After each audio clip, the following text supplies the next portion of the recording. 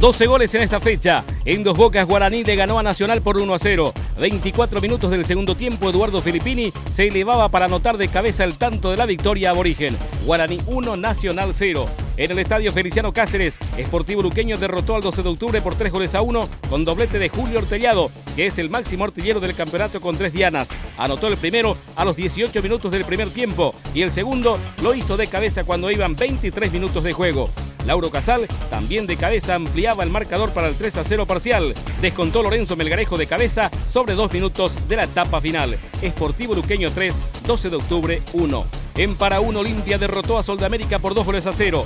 Rodrigo Rojas, sobre 32 minutos del primer tiempo, ponía en ventaja al decano. Claudio Vargas, en el minuto 40, decretaba el resultado definitivo. Olimpia 2, Sol de América 0.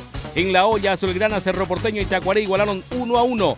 Digno González, sobre 10 minutos del segundo tiempo, ponía 1-0 arriba al Ciclón de Barrio Obrero. Y sobre 39 minutos de la etapa final, Jorge Ortega, de tiro penal, decretaba el empate definitivo. Cerro Porteño 1, Tacuaré 1.